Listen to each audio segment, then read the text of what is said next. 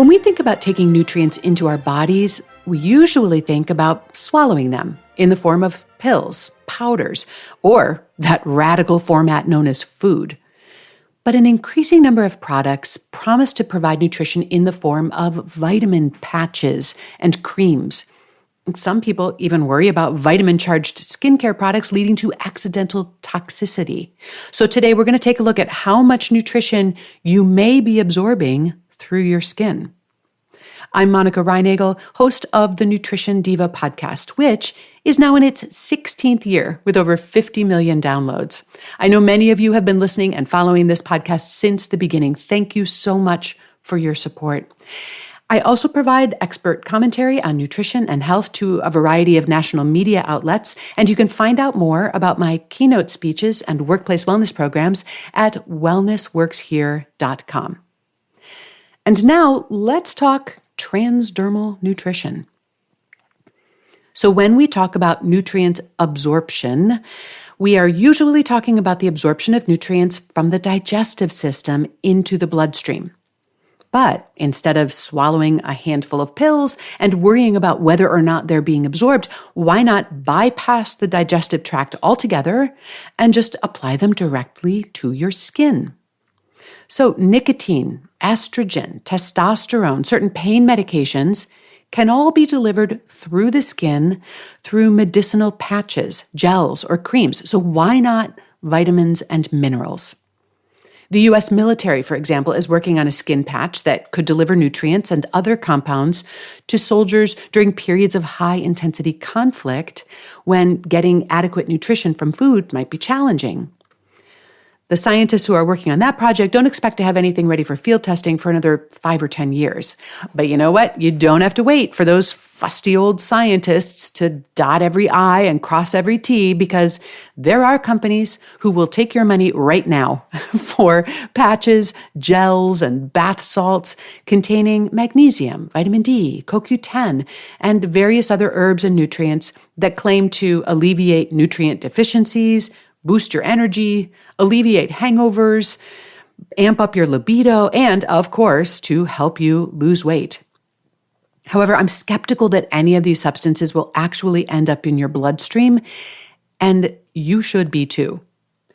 The skin is actually designed to be a fairly impenetrable barrier. And good thing too, imagine for a moment if everything that touched your skin ended up in your bloodstream. No, really, give that one a little thought. Now, of course, there are lotions and cosmetic potions touting their vitamin-drenched formulas, which brings me to a question that I recently got from Nikki, who wrote to me, I've read that the European Union limits the amount of retinol that can be used in facial products because of fears that higher amounts might push consumers over the maximum safe intake of vitamin A. I never imagined that my retinol face cream would be a meaningful source of vitamin A in my body. Is this a realistic concern? So Nikki's right. The EU does, in fact, regulate the amount of retinol in facial products, limiting it to 0.3%. We don't have limits like that in the United States, and here you will find over-the-counter skincare products with 1% retinol or even more. But I don't think that this is anything we need to worry about. While nutrients may, or then again, may not, have cosmetic effects on the surface of the skin, very little, if any, of those nutrients are penetrating beyond the skin's tough outer layers. That's why we can slather our skin with mineral-based sunscreens all summer long without developing a zinc overload. And studies have shown that the topical application of zinc-containing sunscreens has minimal, if any, impact on the amount of zinc in your blood. For that matter, studies have found that magnesium is not very effectively absorbed through the skin either. That doesn't seem to hurt the sales of topical magnesium products, claiming to be a more effective way to absorb magnesium. So buyer beware. And while retinoids, which are derivatives of vitamin A, have more impact on the structure and the function of skin than most nutrients do, studies have found that the use of retinol-containing skincare products has little to no detectable effects on systemic vitamin A levels. So what's with the European Union?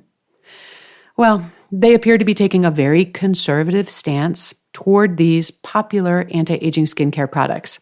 So if you live in the US and you're visiting friends in Europe, now you know what to bring them as a gift. In order to be absorbed through your skin and into your bloodstream, a compound needs to have at least two things going for it. Number one, it needs to be lipophilic or fat soluble, and it needs to be very, very small. A lot of the compounds found in these commercially marketed transdermal nutrient patches are neither one of those things. Now, of course, there are ways to get around these limitations. So you could break a large molecule, like zinc, down into nanoparticles. Or you could encase it in a substance that would diffuse more easily into the lipid layer of the skin. You could use tiny little needles to poke tiny little holes in the skin, which allows the substance to penetrate into the deeper tissues. And you can use chemicals to alter the surface of the skin and make it more porous. You can even use electrical stimulation to open the pores, or a technique known as microdialysis. All of these are strategies that are currently either in use or being developed by pharmaceutical companies and, as I mentioned, the military. However, you can be pretty sure that that $2 vitamin D patch does not include any of those features. And perhaps that's why the product website includes the disclaimer, "This product has not been tested for safety or efficacy." No, seriously, it actually says that. Similarly, I highly doubt that much, if any, of the green tea extract or the Garcinia cambogia that's embedded in their weight loss patch is actually going to end up in your bloodstream. Then again, even if it did, it probably wouldn't result in noticeable weight loss. Now, on the plus side, sellers of transdermal patches point out that they completely avoid the problem of nausea or stomach upset that pills can sometimes cause, and they sure do. Now, you could also avoid stomach upset by dissolving your vitamin supplements in water and then using it to water your plants.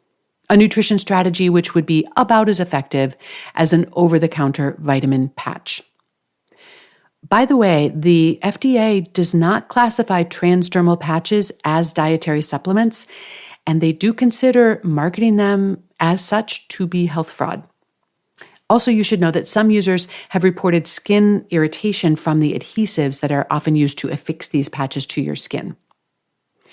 I hope that clears up any questions about transdermal nutrition products and accidental overdoses. But if you have a question that you'd like me to answer, you can email it to me at nutrition@quickanddirtytips.com or leave me a voicemail at 443-961-6206. If you are looking for more support for healthy weight management, check out the tools and resources that are available at wayless.life, where I help people create the habits, the mindset, the lifestyle that help them weigh less without dieting. And I'd also like to invite you to check out my other podcast. It's called The Change Academy, where we talk about the art and science of creating positive behavior change. You'll find it on whatever platform you're using right now to listen to the Nutrition Diva podcast. And speaking of the Nutrition Diva podcast, it is a Quick and Dirty Tips podcast, and our team includes Brandon Getchis, Davina Tomlin, Holly Hutchings, Morgan Christensen, and my audio producer, Nathan Sems. That's all for today's episode. Thanks so much for listening. I will see you next week.